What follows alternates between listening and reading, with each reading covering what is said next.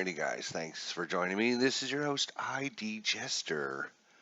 I'm going to do a short video here on my new payoff pitch base running charts that I've been working on for a while now. We're now up to version 8. I had sent out a bunch of copies of version 7, but I made some few tweaks to version 8 just to fine tune a few things. And so I thought I would do a video this time to actually show everyone and talk to them about each of the different plays really quickly so that I can make sure everyone is playing payoff pitch with the charts, how they were designed. You can play however you want with them, but I just how they were designed, I guess, and talk about it. So the reason I did this is because using the fast action cards or the charts and the books worked really good. Both ways worked really good, but I just felt like it'd be better to add more of the actual player stats back into the results. If you use the fast action cards, it'll tell you whether a runner goes from first to third, and it's just a random determination based upon the card, right? So these are going to be based more upon the actual ratings that the players have and the outcome of the actual play. So, quickly, you have your two 10-sided dice for your percentile, and then you have your two 6-sided dice. I would recommend you roll one colored dice because we'll be referencing that, and then one normal dice. So when you roll and you get a result, you're going to look at the colored dice for certain things. Basically for the location of where the ball was hit on hits. And you can see over here on the left-hand side, if the colored dice is a 1 or 2, it goes to left field, 3 or 4, center field, and 5 or 6 goes to right field. So in this case, it went to center field. All right, so I'm going to go over this kind of quick. I tried to keep as little area of your play area down as little as I could for you. So I tried to put as much information in each one of the different play cards. I would print these out on like cardstock, cut them out, and just have them on your table. And whenever that play comes up, you can just shuffle your deck to find that play. But I find that once you've done it about 5 or 6 times, you're going to start learning it. You're going to start knowing some of the results without even having to look. So hopefully this will make sure that you understand the basics. Obviously, because I'm trying to keep everything, as much information on each of the different play cards as I can. I can't go into exact details. That's why I'm doing this video here. So let's look at, there's 3 of your base running situations. A single, runner moving from first to third. You got your double, where you have your runner on first trying to go home. And then, of course, you have over here your single and the runner on second trying to go home. Each one of these plays is designed the exact same way. So once you learn how to do the process, you can do it for any of the different plays. Again, some of the differences between version 7, so if you have version 7 and version 8, this is version 8, this has been slightly changed here. I added in the part about if a secondary runner tries to advance on a throw and the dice roll is a 12, then the runner is out at the next base. So that was added in past version 7. So that way, there's always a little bit of a risk for those players that want to advance. Of course, that's optional. You don't have to try and move up a base on a throw. So you have to decide. So now there's a little bit of risk involved, because if a 12 is rolled, then that runner is also thrown out at the next base. So the way this is designed, and you'll see throughout all these charts, is it basically will give you your options for success. And then there is a else choice option, which is described down here at the bottom. So this is very similar to what is actually in the rule book. Of course, not exactly, but it's very similar to that, in that Let's say the ball was hit to center field because the colored dice is a 3 or a 4, right? 3 or a 4. Then if you had a hit and run on, then the runner from first will automatically go to third. If there are 2 outs and your base runner is got a 6 run rating, so anytime you see a 6 plus or a 7 plus or 8 plus, we're talking about their run rating down here in the bottom corner. So you can see that Ozzy Albies here, he's got a run rating of 9. So on a single, Ozzy Albies will go on left, center, or right. He will make it from first to third because he's so fast. If it was hit to center, obviously you need a in play and a 7, 8, or 9. So it's a combination of both. You need the result to come off an in play roll, and you need to have an 8 or higher speed rating. It's not one or the other, it is both. So if you have it come off, say, the patient play, then you have a run rating of 8. That does not qualify. You need to have both an in play and an 8. Defensive 6, a wheelhouse check. If there's 2 outs and your run rating is 6 or higher, or a hit and run. And you will see the only difference between the left, the center, and the right is the in play, and you'll see that throughout this game. The other ones are going to be very similar throughout all of the different play results. 2 outs and 6, defensive 6, a wheelhouse check. Those are all guaranteed advancements from first to third or from first to home. You can see the exact same numbers here. The only numbers that change at all are the in-play results. So the in-play, it doesn't matter if you go to left, center, or right on those plays, in that you're not throwing from the left side or from the right side over to the left side where third base is. You're throwing it to home. So left and right is going to be in play 8 or higher for speed, and only a 7 or higher for center field because they're all thrown at home. That's because center field usually farther away than left and right, so you don't need to be quite as fast to guarantee yourself a success. Let's look at real quick your choice option. Of course, if you don't auto do it, doesn't mean you can't do it. It just means you have to go to their choice option. And in that instance, what you're going to do is you're going to look at your run rating. Say Ronald Acuna is on first. He's got a run rating of 7, and the ball was hit to center field, and Jason Hayward here has an arm of 6. So if you decide to do the choice, then what happens is if it's 6 or less, which is equal to or less than both of the ratings. So you have a 7 and you have a 6. So 6 or less, he'll be safe. All right.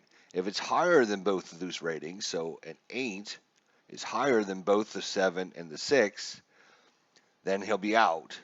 And if you roll a 7, right, then it's higher than one but equal to or less than the other one.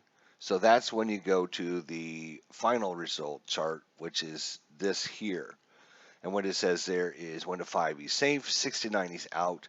If you roll a 10, you're going to check the second die, and then you're going to check for even on a throw, odd for a catch. And then this is new as well. Instead of rolling a d6 to see if it's an error, you're going to roll an error check on the thrower catcher just like you normally would. And we'll show you that. So let's say, again, Ronald Acuna is on first. Ozzy Albies is up. He swings. He gets a single. Acuna wants to go from first to third. And the result says choice. So now he's deciding it was hit to center field. Hayward's got an arm of 6. Acuna's a 7. So he says, yes, I want to do it. He rolls a 7. And then in that case, we're going to look at the secondary dice. The colored dice is the first dice. And you look at that, and a 1 to 5, he's safe. So he made it. If they decide to throw, then we're going to look at secondary runner advancement. If not, let's say we rolled a 9, then he's out. 6 to 9 is an out. If we roll a 0 on this dice, then we're going to look at the secondary dice, and we're going to check if it's even or odd. If it's even, so it's a 4, a 6, an 8, then we're going to look at whoever threw the ball and do an error check on them. So in this case, Jason Hayward has got an error of 5. So we'll say at SunTrust Park, error of 5, it's going to be a 1 to 26 will be an error. So then we would just re-roll these dice. 1 to 26 is an error on them. It's a 56, it's not an error, so then it will be an out. Same thing if we rolled, say, a 7 on this, right? And this time we roll a 0, but this time we roll an odd number, so say 0, 1. So this says, okay, check the secondary dice for the error. The error is going to be odd, so it's going to be whoever catches the ball. So if we're throwing to third base, we're going to look at the third baseman, check his error chance, and then just grab the dice and roll them again. The way I designed the charts is pretty much so you grab the dice and roll them for a result, and hopefully you're going to check these for one thing and these for another thing, so that way it kind of keeps it, you're not making like 1,000 rolls just to get one result. So, as I said, that's pretty much the single, the double, that's all your base runner advancement pretty much in a nutshell there. Like I said, the only difference is going to be the in-play checks on runner going first to third where it was hit, and then your double runner from first going home, or, of course, your single runner going second to home. The only difference in any of the numbers in all these charts is going to be your in-play check. So make sure you check those out. You will see wheelhouse again is going to be listed. Your defensive 6 is going to be listed. Your 2 outs and 6 or higher are always listed there. So you won't, once you learn those, the only time you'll have to check is on the in-play, and then pretty soon you'll learn those as well. All right, let's look at stolen bases. Stolen bases have been changed a little bit here in version 8.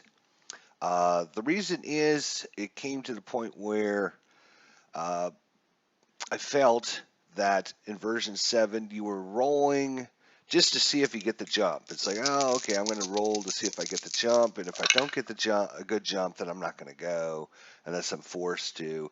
So there was a lot of extra rolls that were maybe necessary, because it was like, I don't know if I want to steal, but if I get a good jump, then maybe I will. So now with stolen bases, you have to determine whether or not you are actually going to go or not. If you go, you go. If you don't go, then you don't go. All right, there isn't any, well, I decide, no, I got a bad jump, so I'm not going to go. So you either go or you don't go. So same thing, what you're going to do is you're going to look at the pitcher. We'll say it's Yu Darvish here. He's got a hold rating of 9. If you go less than or equal to that number on the D6s, right, then you got a good jump. If you roll higher than that number, then you got a bad jump. And on a bad jump, you get a -1 to your attempt. So the way base stealing works is you look at the stealer. We'll say it's Acuna again. He's on first. He's got a steal rating of 4B. We ignore the 4. We're just looking at the letter number. In this case, it's B. So on a B steal rating, you will notice he has a default of 8. Right? A default of 8. Then what we have to do is look at the catcher to find out what the catcher's arm is. So in this case, we're going to find the catcher for the Cubs. And I probably have those cards out somewhere. Here they are. And it's going to be, who is it going to be? Contreras. So Contreras is a catcher. He's got an arm of 3. So it's an arm of 3 at is 0. So no adjustment down or up. So if if Ronald Acuna decides to steal, he's a B rater, then no adjustment for the catcher arm, right? It's going to be 8 or less if he gets a good jump, and 9 if he just, it's going to be a 7 because he's going to get a -1 if he tries to steal and gets a bad jump. So the first thing we do is we roll to see if he gets a good jump. Against Darvish, it's pretty good to get a jump. He doesn't hold runners very well. It's a 9 or less. So on a 9 or less, he gets a good jump. As you can see, a good jump is just nothing. You don't get a bonus, you don't get a penalty, it's just you got a good jump. If we were to roll, say, an 11, right, then we got a bad jump, and we're going to subtract 1 from our rating. So we're going to go from an 8 to a 7. Whatever your final number is, then you're just going to roll and see whether or not your 2d6s are there, that number or less, and you are successful. And if not, then you're out. Of course, if you roll a 12 on your initial roll, right, I decide I'm going to go. Let's see if I get a good jump or a bad jump. And we roll 2 6s. Now, how did I do that? Wow. Then it's a possible pickoff, and you just follow the pickoff charts. If we roll and we go, oh, we got a good jump, okay, we got a good jump against Darvish because we rolled 9 or less. So now I'm going to try the steal attempt. All right, I'm going to try the steal, and I roll a 12. 12. All right, then it's you're going to check on an error on the throw or the catch, just like we did before on all the other charts, right? You're going to look at, is this even, right? Then it's going to be the, if it's even, it's the person who threw it. If it's odd, then it's the person who is catching it. And then you're going to roll an error check just like you normally would. You find their error rating, right? And then you look at the park you're playing at and find out whether or not it ended up being an error or not. So a little bit of slight change there just to keep things more streamlined. You can figure out ahead of time, okay, well, I've got an 8. The catcher's arm, let's say it's in this case, it's a -1, so I was going to drop down to a 7, right? All right, so now I'm at a 7, and I know that I'm going to get a -1 if I get a bad jump. So it comes down to, can I get a good jump on the pitcher or not? Do I want to risk going from a 7 down to a 6? Or maybe you're at a 7 and the catcher's a +1, which is going to take you up to 8. So you go, oh, 8's a pretty good chance of stealing, but I still need to get the jump. And you have to decide, am I going to try or am I not going to try? And then you go from there. So that'll hopefully, kind of streamline it, and you'll decide, yes, I'm going to try, no, I'm not going to try, and you're not just going to waste time rolling just to see if you get a good jump on the pitcher. All right, so that's those very important parts. That's about 90%. That's about 90% of what you need to know for these charts. So we got ground out advance. If you're going to second base, right, you're going to get the double play rating of the batter. We'll say it's Albies and Darvish, right? So double play of 5 and double play of 6. So if it's last stand or equal to both of them, 5 and 6, right? Last stand or equal to both of them, then it's going to be a double play. If it's greater than both of them, we'll say you roll a 10, right? Then it's out at first. And if your roll, say, a 6 here, it's less than or equal to one of them. Put it on top, right there. All right, sorry. There. Sorry. If it's less than or equal to one of them, but not greater than the second one, then it's going to be out at second on a fielder's choice. So that's going to determine, is it a double play? Is it out at first? Is it out at second? When you're going to from second to third base, it's going to be based upon where the ball was hit. If his ball was hit to first or second, 6 or higher, you're going to make it. Ball is hit to short, 8 or higher. Ball hit to pitcher or catcher, 7 or higher. Hit and run, wheelhouse, defensive check, 6 or higher. Those are going to be, you're going to remember those for a long time. And then if you're going home, a wheelhouse check, a defensive check, and any position in gives you a -2. And we're going to look at that in just a minute here, but there's a chart on positioning in. Else choice, right? So else, you got your choice, and it's going to work pretty much the same way. You're going to compare your run rating, roll less than or equal to, then you make it home. if they throw it. If they roll a 12 on the check, then you're going to check the dice to see if there's an error on either the thrower or the catcher, just like we've done on all the other charts. So ground out advance, fly out advance. So this is when you when you fly out. Can your runner go from say first to second? So this one's a little bit different. It has to be a wheelhouse check, and the ball has to be hit to left and right field, and you have to have a run rating of 8 or higher. So all three of those things happen. Then you can go from first, tag up, and go to second, because you don't see it very often. So you have to have a wheelhouse and the ball hit to left or right field and a run rating of 8 or higher. To go from second to third base, again, if it's a wheelhouse check, if it's a defensive check and you have 6 or higher, if the ball was hit to right field, 7 or higher on your run rating, and if the ball was hit to center field, 8 or higher. And then to home, wheelhouse check, defensive check, else choice. You've seen this already, so you can just do the same thing you did before. You're going to compare your run rating versus the arm rating. Less than or equal to both, you're safe. It's greater than both, then you're out. If it's not greater than both and not less than both, then we're going to use 1 to 5, you're safe. On the 10-sider, if we roll a 0 on that first 10-sider, then we're going to look for an error check, even or odd, based upon the thrower or the catcher, just like we did before. I tried to design this so that you use the same process over and over and over again.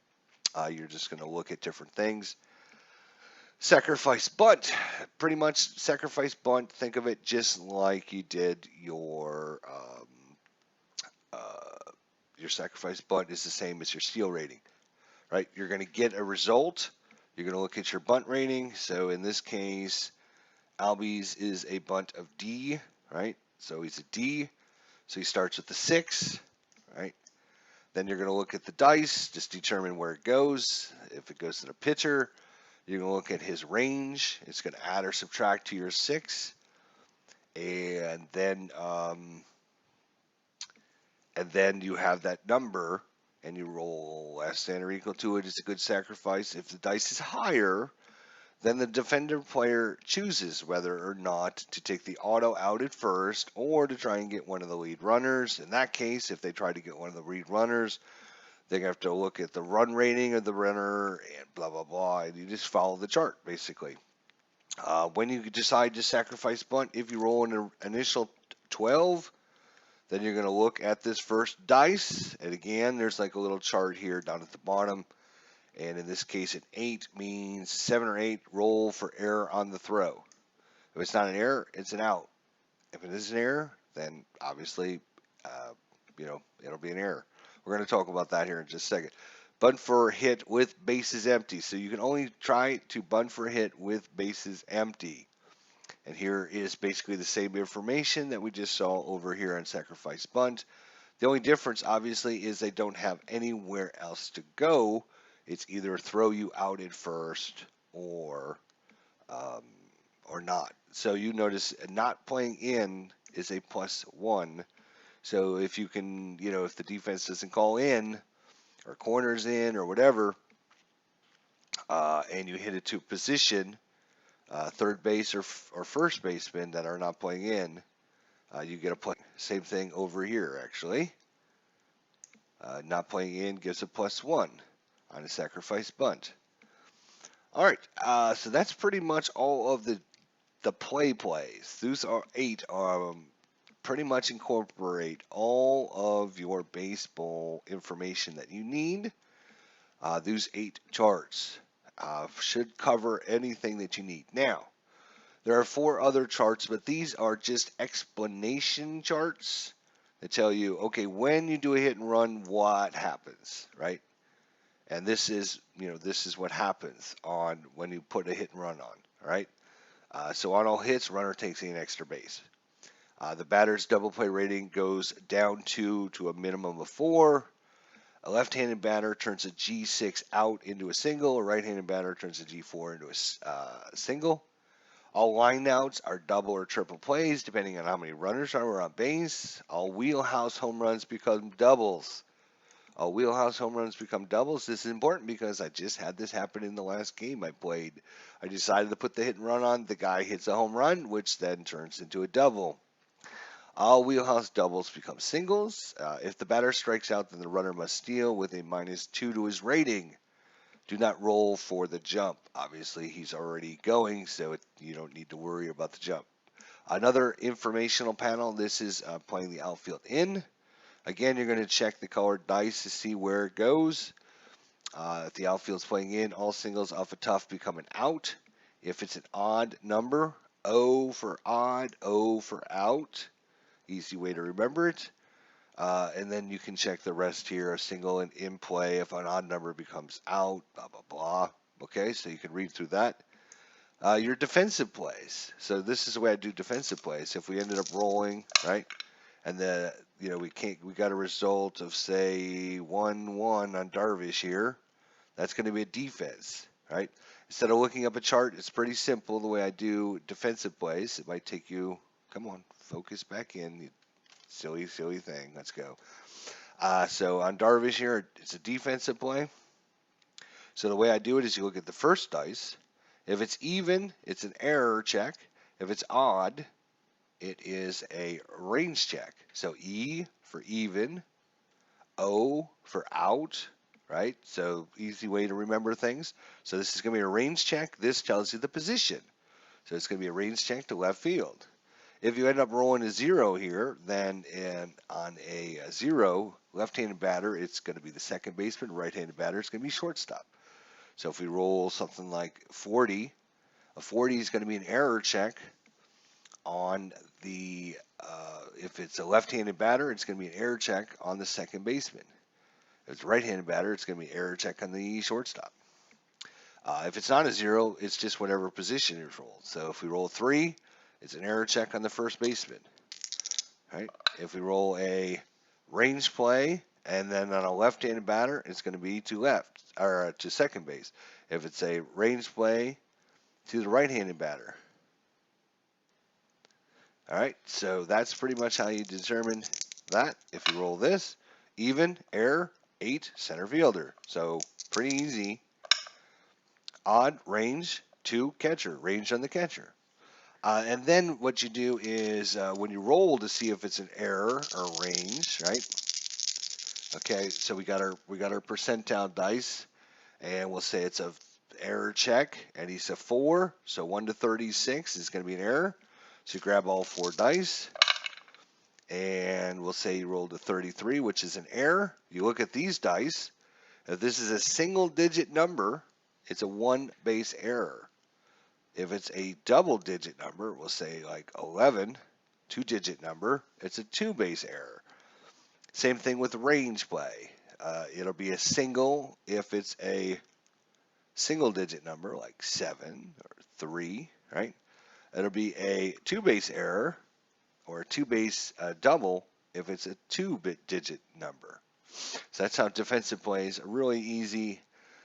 All right, and then last and not very important is our information on defense playing in. All right, pitcher and catcher are always considered in.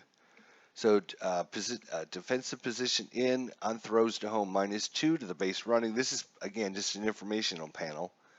If the bases are loaded, double plays go X, means wherever it was hit, to 2 to 3 for a double play.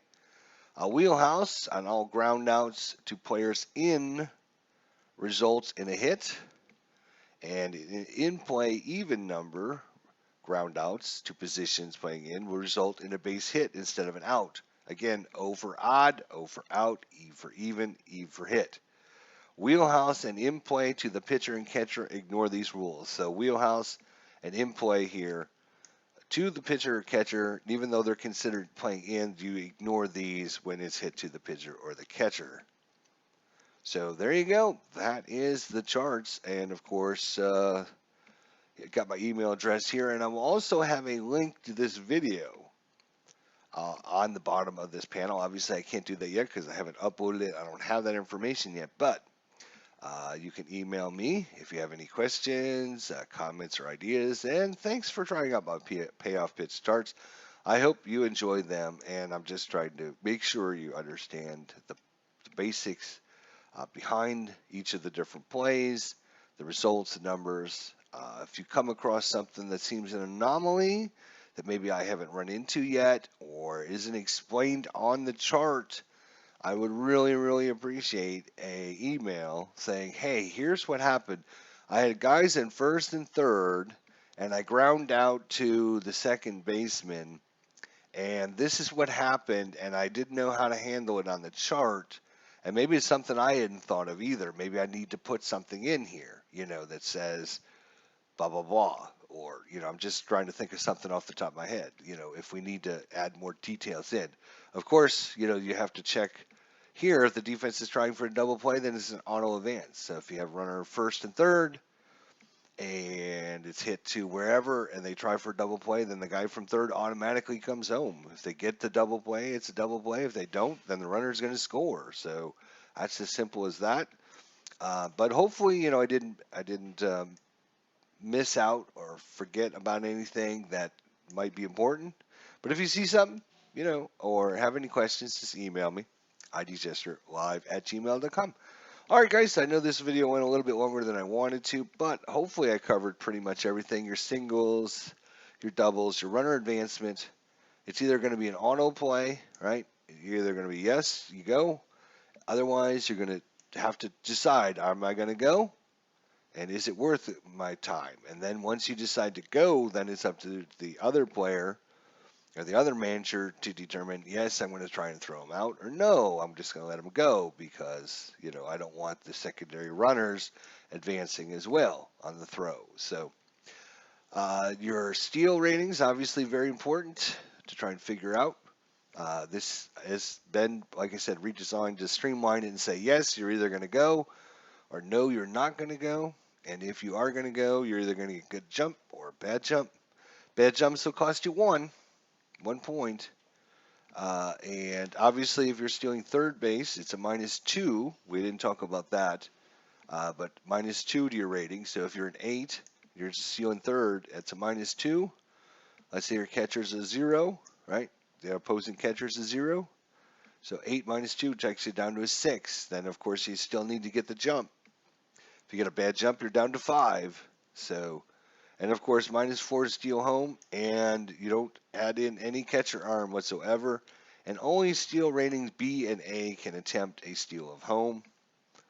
Um, so there you go. So, you think, wow, -4, that's brutal. It is brutal, but let's say, you're a B stealer that's an 8, right? And you get a good jump, which is 0, and then -4 will take you down to a 4. So you got to roll a 2, 3, or 4. Not a very good chance there of stealing home. So really, you're gonna need a 9 just to have a slight chance of stealing home. Anyways, let me know what you think, and if you have any comments or questions. I think we covered just about everything that are on the charts. Like I said, if you see something that seems an anomaly, seems out of place, if I missed any information, let me know. Otherwise, we'll have fun playing with them. And we'll see you all next time. Thanks for watching, guys.